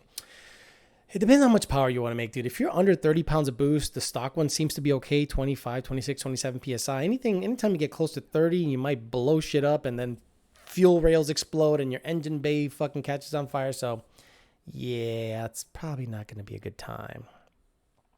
Do you have a Snapchat premium? Yeah, it's not letting me enable monetization. I literally tried it again and it said, nope, fuck you.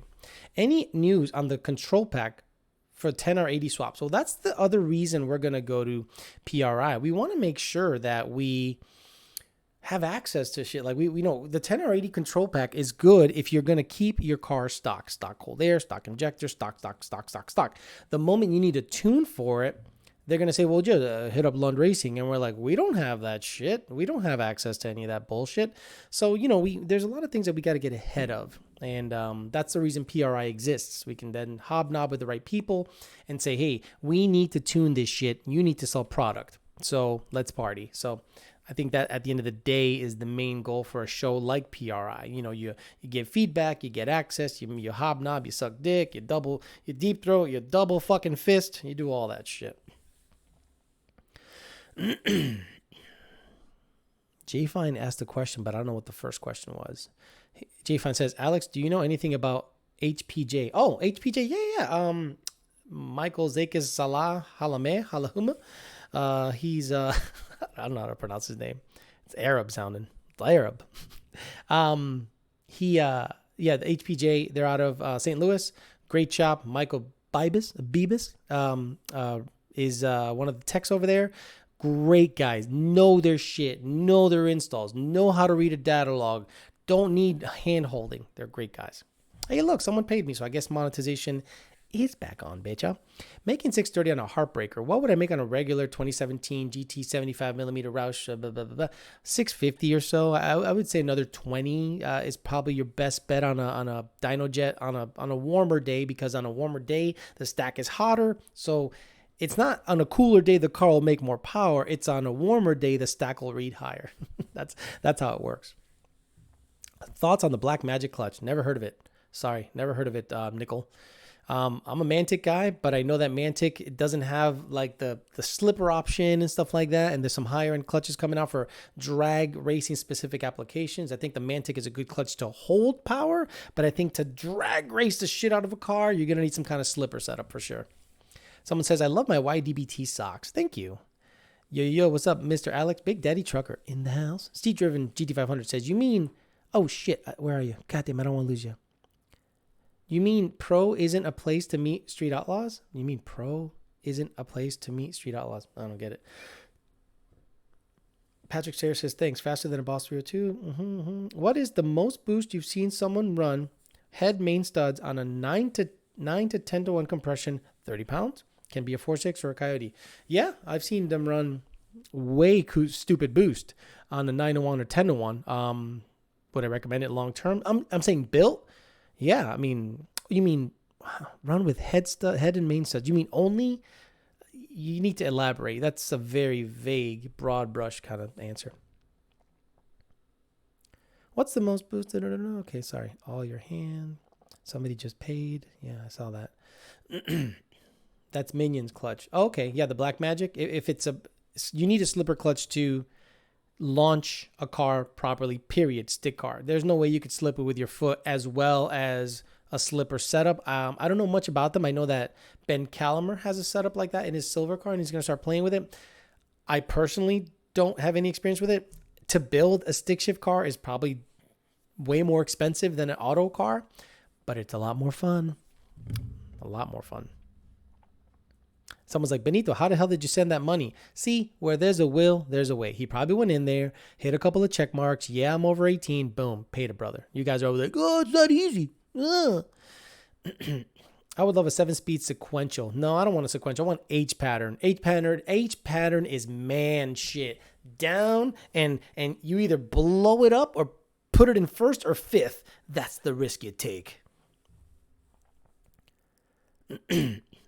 I should have said, isn't PRI where you go to meet street outlaws? No, I mean they're there, but I don't go there for them. You know, I know Murder Nova was at the stainless steel booth a couple of years ago. So was Lutz. Lutz's car was there. That was cool. I don't fanboy out. They're great guys. More power to them. I just don't fanboy out. I have never seen someone. I saw John Force.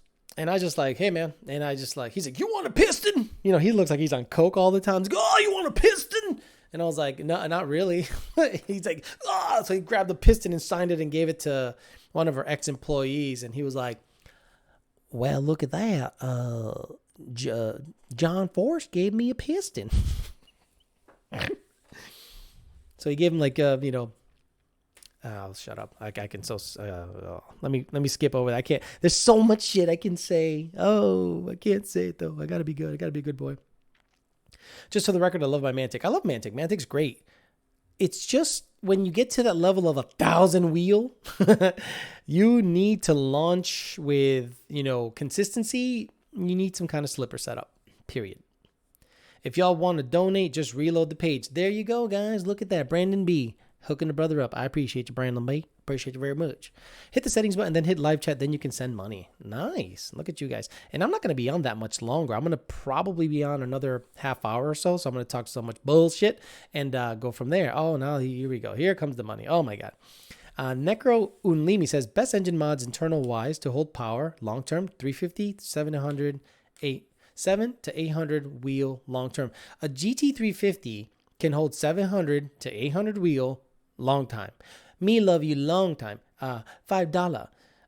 Yeah, that thing stock can do that. That's not a problem. So I don't think you need to upgrade anything on the GT350 to make 700 to 800 wheel. You do that with 10 pounds of boost and about 19 degrees. Send that shit. Just keep good fuel in it. If you're like, whoa, what about pump gas? Okay, well, you're already fucking yourself. But you still might be able to make that kind of power on pump gas. So it's not out of the realm of possibility that it's still possible. 303 Street Machine says, thoughts on a Cyclone, bitch? I heard you mention one on the previous podcast. I love a Cyclone. When I was growing up, that bitch came out and it was gapping motherfuckers. And some dude modded it in Springfield, Massachusetts, went to the races on Burney Avenue. And dude, he was mopping up. That thing, the from the first 60 feet, race was over. And that's when I started going, yeah, this is starting to become a new world. Then the Grand Nationals came around, like beefed up Grand Nationals, and it just changed everything, that little Cyclone. So very cool truck. I'd love to coyote swap one. Yes, I said it. I'd love to coyote swap a Cyclone and still keep it all-wheel drive. I'd love that. That'd be so cool. Are Corsa headers good on Gen 3? I don't know much about Corsa headers right now. I know that the people that make Ultimate headers currently used to own Corsa, and they sold it. So I don't know who is currently making their stuff. But if you look at Ultimate Header, the shit that's on my Fairmont and my white car, badass shit. Badass shit. Street Driven says, PRI used to be about the industry, and it's just sad now how where most people go so they can meet their celebrity crush. It's still about the industry, dude. I go there, it's still about the industry. I mean, I can't tell you where any of the Street Outlaws are. I'm there looking at product. I'm at the nitrous outlet booth. I'm at the FIC place. I'm at the Edelbrock. I'm not there to look for stars. Canadian money ain't good enough. Bro, my buddy runs nines with a Turbo 400. Can you help him? That boy, he is obsessed. Not with me. See, he used to hate on Lund, and now he wants to become like popular. He should worry about staying out of jail. That's what he should worry about. Stay out of jail. Stay in your lane. Stay out of jail. We're good. We don't need to go there, brother. Doc hover my neighbor. What's that all about? Floyd Love says, ready to pull the trigger and buy my first Mustang. Doesn't have to be the best on the street or strip. Fun at both. All about options. GT50, 500 on table, up about 85K. Jesus, you're rolling in it, dude. Well, best all-around car for that kind of money and bang for your buck is going to be a Gen 2 Auto. I said it. Gen 2 Auto, because you can boost it, build the trans, axles, good diff, and boop, 950, 890 car pretty easily and drivable with the right setup. Lund tune, of course. So, yeah, that's probably the best one. Now, if you want to be known and notoriety and swing your dick a little bit and have the ability to go low 10s, high 9s stick, GT500. GT500 to me is the last muscle car, really, 1314. So 1314 GT500, E85, 410s, good clutch, good shifter, good tuning, 800 wheel, 9 seconds. 5 Point Slow says, bitcha, best blower TVS for a Gen 1 with a built bottom end. Well, the Gen 3. The Gen 3 for Gen 1, right? The Gen 3 VMP shit. For Gen 1. But look, you can make 800 wheel on a 2.3. But if you want to make like built bottom end power, you get a Gen 3 in that bitch and boost it to death. Sean Harbor. I know Sean Harbor. I met him. He's Bonnie's husband. Hey, Alex, got a question. Sure. Not sure if you've talked about it, but is a MagneRide suspension good for drag racing? The nice thing about the MagneRide is adjustable. Now, it is limited because your shocks are going to be set to the predetermined factory setting that Ford put in there for the drag mode. You can't buy a set of Vikings and then adjust them depending on your power level, but they do pretty good. It's just, I think at the end of the day, if you're going to really want to party, you're going to want some aftermarket stuff in there. So I would not pick MagneRide for drag racing purposes specifically. Can you tune my Peterbilt? No, I cannot. Patrick Saliard says, duty calls. I got an Exetti Mach 500 Stage 3 LW lightweight steel flywheel and DSS drive shaft, along with the previous mods, so that stuff helps. The only thing I have a problem against is like an Auto 392. Nice. Wing 65288. To elaborate, yes, built on the 85 weekend cruiser 4.6 mod motor, thinking of going 26 or 28 pounds. God damn, dude, that's a lot of fucking boost. On a 3.4 Whipple, god damn, that's a lot of boost. Currently on a 2.3 VMP at 21 PSI. Oh man, a 3.4 at fucking 28 pounds of boost gonna be a fucking handful, dude. That's a lot. That's like 1100 wheel, you know? So get ready. You're gonna break everything. I guarantee it. Or if it's built, you'll find the weak point really quickly. Are 1300s and return style really needed for 07 to 09 GT500s for E85? Trying to figure out a non-3500 to $4,000 setup for 85 750-ish rear wheel horsepower. No, you don't need 1300s, but I'd rather have a little more headroom, right? I'd rather have a little more headroom than not. So I think 1050Xs will get you by, but if you're going to do 2.4 and a 15%, it's going to be close. So I would definitely consider the 1300s, but I think the 1050Xs will get you by for a little while. Let me make sure I got my messages on point. Everything's good. 8 it is. Okay, good. Gilberto de Hoyos just gave me money for no reason. Gilbert de Hoyos in Spanish, the translation is of Hoyos. You're welcome. I love the 350, but recently last 3 YouTube had engine failure. There's a common denominator here. The YouTubers. Every GT350 that we fuck with hasn't blown up. Why? Because it's on E85. We don't wait. Pump gas. I got it from Chevron. I'm running 93, so it should be fine. It's got pump gas 93. Shut the fuck up. E85 that motherfucker and give it a shot. Because if you don't get good to great fuel in it, that's what's going to grenade your shit. Trust me. It's 12-to-1 compression, man. 12-to-1 compression boosted. Imagine back in 1995 when you had your Skullet, your freaking, your Magic Johnson Converse and your Pamela Anderson tattoo on your arm, and you had a Fox body, in theory, at 12-to-1 compression boosted on pump gas. You would have never thought, that's crazy. It's just going to blow up. Treat it that way. Treat the GT350 that way. Treat it like, damn, that's a lot of compression. I better put good to great fuel in it. Why not splurge and go E85?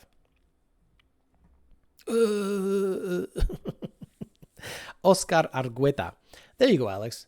F you for not doing it right and make me refresh the page. Laughing my ass off. Bring YOLO back, bitcha. I don't know how to spell it. Yeah, you got bitch, all right? Bitcho. Oh, no, you put bitch cho. You put bitch and then cho. It's bicho, B-I-C-H-O. B-I-C-H-O. B-I-C-H-O. And bicho. What's his name? Bitcho. Yes, Bonnie's husband. LOL. Okay, that's Sean Harbour. Do you watch basketball? I guess. Yes, I watch basketball, but I'm not like, on TNT like every Friday, like waiting for the game. No, I don't do that shit. Anyone selling TVS setup? Hey, is anyone selling a TVS setup? Get a hold of Monte Rogers. See, there's my Spanish coming out. Monte Rogers. So does Lund have that white GT500 in the garage yet? No, it's on a trailer. Pamela tattoo, dead, exactly. 303 Street Machine, it's at 16,389 Cummins, talking about the Peterbilt. Thanks for the input. Maybe I'll start around 25 pounds. Love the show. You're welcome, brother. Wings 65, 288. I don't even have a Ford. I tuned in for the laughs. Thank you, P. Moore. P. Moore, 4321. Mike Schmidt says, have you ever raced at Epping, New Hampshire? Yes, I raced at Epping, New Hampshire. I used to race at Lebanon Valley a lot when I was a kid back in the day, but I did race one Ford weekend event at Epping, New Hampshire. It was so cool. There's so many people there. It was the coolest shit, man. I hate to reminisce and sound like an old fuck, but Fun Ford weekend at Epping, New Hampshire was like, it changed me. It changed. I'm like, holy shit, there are some fast Mustangs in the world. Like, ridiculously fast Mustang. Racing Jason. What was the blue car? The blue Lou Proto with the blue convertible nitrous GT. Oh, that thing was badass. He used to be at the Berlin Turnpike all the time, and I'm like, oh. He said he installed rugs for a living, probably stuffed with cocaine because that bitch was bad. Cooks or ARH if you had to get one. ARH. The Sox aren't looking for good. The Sox are not looking good for next year. Time to rebuild. Thanks. You're right. Did they get rid of Mookie Betts yet? I'm sure they're going to get rid of Mookie Betts because they got to pay the dude right now. When I drink beer, I pee more. Damn. Oh, P more. Got it. 45 minutes for me. Sick. Johnny 5 I asked him that shit, David Martin. ¿Por qué tan temprano? Because, Johnny, I'm getting ready to fly to PRI tomorrow, so I got to pack all my shit. So I don't want to be packing at midnight. Fuck all that. And then I got to get up early, get on a flight. I know it sounds like I'm a prima donna, but if you fly often, you got a routine down. You want to get there at a certain time. You want to have your luggage done. You don't want to fuck around with anything. Have you ever crashed a car or had any close calls? No, I've never. Knock on wood. I've never crashed a car. Is that a Lund tune in the Mexico Racing League regular cab F-150? Yes, and it's also a tune in the red F-150 that went 920s. One was built by Mexico Racing League and Brian Luna. Both have Midnight Performance transmissions, and the other one was built by Midnight Performance. NED, New England Dragway. Hair swap or you get deported, Alex. If my car is a Florida daily, should I stick an OEM cold air or buy a PMAS to pair with my free-flowing exhaust? 350 Manny, 93 Lund tune. If anyone answered, sorry, my phone froze. No. You're always going to do a little better while you're rolling with an open air element filter. But if you're in bumper to bumper traffic, or if you're at the track and you're waiting to, in the staging lanes, creeping up, the open air element will be hotter, period. Will be hotter initially until you get rolling. Whereas the closed air box, especially the 18 one, I have yet to see a cold air intake perform that much better than the stock 18 air box, dude. It's unbelievable. I shouldn't do a shootout because I'm just going to get myself in fucking trouble, and there is no upside to that, so I'm going to leave it alone. But the 18 air box, I highly recommend it. 18 air box without a filter at the track, fucking money. How does somebody get into PRI? Well, you have to sign up, and you have to be in the industry, whether it be a shop or know someone that's in a shop that can get you in. You got to pay a fee, get in there, and you should be good to go. Okay. Damn, sweet trucks, go Aldo. Yeah, Aldo Weld's kits are sick as shit, dude. If I could swing it, I'd be in there. Is racing dying? I think street racing is so popular right now. I think racing at a track is dying. I'm going to give you an example. Sorry, when I get to about an hour and a half or so, my voice starts to go away. So, I don't want to make the Fairmont track legal, right? Like legitimately track legal. Why? I don't want to get in a car that has these monkey bar fucking cage and you get in it and you hit the brake and you bump your head and all the safety equipment. I get it. Trust me, I'm the first one that gets it, that you are safe and that you'd rather be safe. Look, man, when I got into that motherfucker right there and it went 9-1 with no cage, I was like, it's got side airbags, it's got all the shit. It was awesome. So if you go to a track and that car right now, the Fairmont, as it stands, I got to put a parachute on it. I got to put a 10-point on it, like an 850 legal cage or even quicker. And that's going to be like $3,000 to $4,000 more dollars. That's not fun. To what? To go to the track 4 times a year? And then most of the time you're on the street with the car where you do most of your racing on the street? You shouldn't street. I love how some of you fucks are snitches. You snitch fucks. Look, check this out. If you see me racing and you post, I can't believe they let you run without a cage. Stop being a fucking snitch fuck. Mind your own goddamn business. I'm a grown ass man. If I want to go out there and potentially fucking die, that is my fucking choice to do so. If you go out there snitching on the motherfucker and then to get me and the track officials that let me run in trouble, fuck your face and fuck your ass.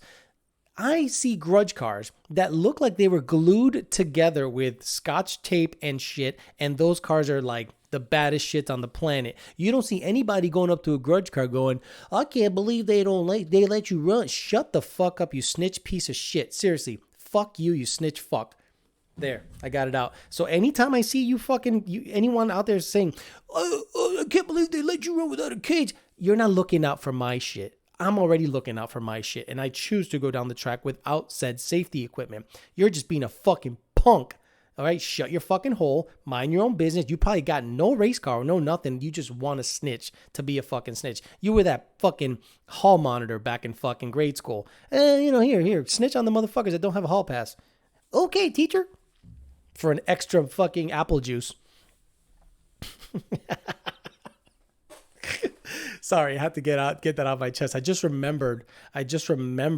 Yeah. Oh my God, he doesn't have a helmet. Okay. So he dies. Okay, there you go. Oh, he's dead now. See, he wouldn't have been dead if it. NGK or brisk spark plugs on nitrous Gen 1. NGK 6510s are okay. Brisk 14s or brisk 12s, depending on how much of a shot. I'd rather like a colder plug. If you're whatever you're doing, gap it to like 28 or 30, like on a 150 or shot. Don't go over a 150 shot. Jesus Christ. Thank you, Mike Vasquez. Yeah, look, you got to understand those guys that are online. You know the guys online. You're out there hanging out, and then all of a sudden you see the guy go, I can't believe Justin allowed him to go down the track without a cage. I did it. I went down the track without a cage. I did it. Yeah, like the snitch culture is like popular. Like it's like popular to snitch on a motherfucker now. Yeah, they should make a group, a secret group. Like a snitches group on Facebook. Someone should start a snitches group on Facebook, and anytime somebody posts, I can't believe they let him go down the track without a cage, boom, screenshot that motherfucker and put it on the group. Add me. There you go. There's your idea. Add me to that fucking group. I want to be a part of it. So I could be like, yo, fuck you. You snitch motherfucker. Yes, sir. Track rules are out of control, not to mention all the snowflakes at the track calling people out. Right. Tracks are killing themselves because of insurance rates. I get it. That's why racing is dying. That's why places like Street Racing Made Safe, right? Street Racing Made Safe, they're attempting to do that here. But the problem is I don't think they're teching the cars like that badass. Like Street Racing Made Safe implies that take it from the street to here. Now, roll racing events have no safety, right? It's not NHRA. So you can roll race in whatever the fuck you want and have no safety equipment. So that's why people gravitate towards roll racing. I have a 6-point in the Fairmont. I understand that if shit goes sideways, I might die. I get it. And I understand that. I know that. Hell, I could drive that car down the street, make a little watt pole and get sideways and I'm fucking dead. I understand it. But to be able to go to the track 2 to 3 to maybe 4 times a year, and I have a bazillion in safety equipment in the car that maybe it's necessary, maybe it's not. My car's a street car. I get in it, I drive it. I don't want to get in it and slam my head on the forward hoop, get around the freaking bar that goes, it's already a pain in the ass as it is. Nader Saleh says, what would you take? Gen 2 Coyote or 1314 GT500? Power capable, money, power, Gen 2 Coyote. Yo from Waco, Texas. That's where the Fairmont is from. Waco, Texas. I bought the car in Waco, Texas from Jared Horn. Then you go to tracks like Maple Grove, then they close due to weather, then it's 55 degrees. It's not safe conditions for race cars. Thank you. Thank you very much. So you go to the Northeast, right? You get all the safety equipment on the planet. You got the 15-point cage. You got this and this and that. 55 degrees. The track's cold as fuck because they only drag the first 60, right? They only drag the first 60. And unless people are constantly going on the track, the heat goes away from the track. So they send you down a cold track and you fucking straight crash your shit. What the fuck good is your safety equipment if you're gonna crash it? Well, that's why we want you to have safety equipment so that the cold track and when you crash your car. See what I mean? It's like I'll just do street shit. Fuck it. No, you're not gonna die, bro. What the fuck? I mean, I might. Anyone can die. I mean, I'm not morbid. I get it. Anytime I get in a car, you can just get T-boned and that's it. It's over. Fuck it. I'm not going to be one of those guys that says either I was doing what I love. No, I probably went and it probably hurt. Like, holy shit, that really hurt. I don't love this. Danny Taylor, what's up? How you doing? Turbo Cobra says, this US. I want to back now. It changed 3 times to be wrong. You know, okay. People are just chiming in on their own little side. I understand the shit might go sideways and I might die. I get it. Look. The good thing about being me is shit happens. I don't have a kid to leave behind, just a couple of car payments. And then that's it, you know, and whatever. But the nice thing about the videos and everything that I do is I'm immortal, right? You'll go back and be like, wow, that guy was a fucking shithead, or man, I love them, so I can watch his videos. So that's kind of the reason I do the videos, you know, like to kind of put my opinion out there. Fucked up. Actually, crazy. This guy, Juice World, died recently. Could you imagine? Now, Juice World, people are like, who the fuck is Juice World? I understand some of you guys don't know who the fuck Juice World is, but he had that like music that, in my opinion, was like heartbreak music. And I like that Triple X Tentacion guy that died. He had that sad rap thing going, and it was good. It was catchy. He had a bunch of good songs, and people that were going through breakups love that shit. Unfortunately, he died because he swallowed drugs that he was hiding from the cops. I don't want to go like that.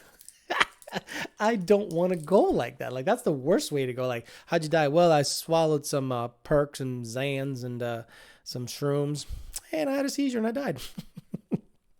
And there goes that. But I did like his music, and it sucked that he's dead. Sabina Guzman says, that's why you take it to the CPT active hood rich, like Pooh says, gonna make the voice, Alex. I don't know what he's saying. He's in his own mind. Raul Meza says, hey, Alex, has Lund Racing ever tuned a road race car? Oh, yeah, a shitload. That's the only song I know. He had 70 pounds of weed on a plane. Crazy shit. 70 pounds of weed. Dude. The snitches are the same people who rolled through the water box. That is an old school fan. Hunter Walker is an old school fan. Bigger Tupac or Too Short? Oh.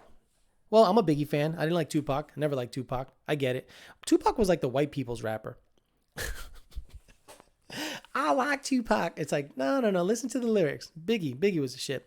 Too Short was dirty. He was just dirty. He was just the dirtiest motherfucker ever. And he was from one of the first West Coast rappers that was like, damn. Like, when I heard his tapes, yes, I'm old enough to remember tapes. I remember his shit. I was like, this guy's straight snapping on some dumb shit. It was good. It was good to hear. He fucking overdosed like a bitch, he said. Mitchell Hubert. Man, how'd you die? He overdosed like a bitch. I'm like, man, that sucks. Look, I liked his music. I did like his music. Big L. Oh my God. Lyrically, Big L was fucking nasty. If you guys want to see a kid, 18, 19-year-old kid react to old school hip hop, look up King Guap, KINGGUAP on YouTube. Young kid, has kind of a mumbly voice, but he generally reacts to like Mobb Deep, Biggie Smalls, Tupac. His reaction to Hit 'Em Up by Tupac was the best reaction I've ever seen, because Hit 'Em Up by Tupac was probably the most disrespectful diss track like ever. Ron Adams says, hey, Alex, did the white car feel like you had a taller gear with the 22s on? How wide were the wheels on the front and rear? 305, like 25, 22s. Yeah, it felt like it had 331s, and it felt lazy, but it also just spun the tires, making 700 wheels. So I took them right off. I put the 20-inch gT500 wheels on there with ET Street SSs, but even those, I don't like how they feel. I'm going to go back to a 19, fuck it. Stock, buy like a stock Repop performance pack wheel, put an ET Street SS in it, and sling it. Squidge are the same as snitches, exactly. Bay Area rapper, Coyote Gang. Most of the rappers overdose. So when is Lund picking up their Shelby? They got it. It's on the truck. It's ready. We're gonna make video on it. It's on the truck. It's probably gonna be with us pretty soon. So he's either taking it back to the shop late this week. I don't know, but we'll see. Nas was great. Beats always suck for the most part. Yeah, but his lyrics were good, and that's the problem. If you have a shitty ass track, then they don't matter what you spit. Twista or Bone Thugs? Bone Thugs. Love Bone Thugs. Ghetto Boys. Houston guys. Yeah. Alex, you have played Call of Duty? No, I never played Call of Duty. Epstein didn't kill himself, but Nick Cannon sure did. Nick Cannon committed suicide yesterday by calling out Eminem. His tombstone has been chipped.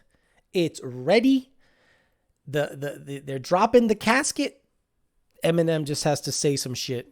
And I'm sure he's dead, because he's probably going to come out with like naked pics of like Mariah Carey while she was married to Nick Cannon. It's over. What did you do? Oh, fuck. He went in on them, and it's over. It's over. He's dead. We'll see what happens. Okay. I know it turned into some music shit talking. Okay. I've been on for over an hour and a half. Let me see. How long have I been the fuck on? What's the analytics on this bit? Fuck, it don't even say how much I've been on. A lot. I've been on a while. Okay, let me get out of here. I came on at 5 o'clock, so it's almost 7. That's an hour and a half. That's enough of that shit. Real quick, what do you think of the guy with the 18 stock Coyote ran 84? Already talked about him. Guy's badass. We tune him. Single turbo 400. Badass shit. Okay, so I'm going to get out of here. Now, if I get froggy later in the week and I do another live stream, I'm not going to monetize 2 live streams a week, but I do enjoy talking to you guys, especially when it comes to just a little bit of anything. And I want to be able to upload a lot of stuff to the future podcast. So I might be doing multiple, uploads, or live streams a week, but I will only monetize one because I just don't think it's fair to again, if you guys want to support me, go to Teespring and buy shit, but I don't need to make that much money here. It's good. So, all right, I'm going to get ready to go to PRI. I'm going to try to get you some video from PRI. I'm going to try. So I got to pack up my shit and get the hell out of here. I will see you guys later in the week. See ya.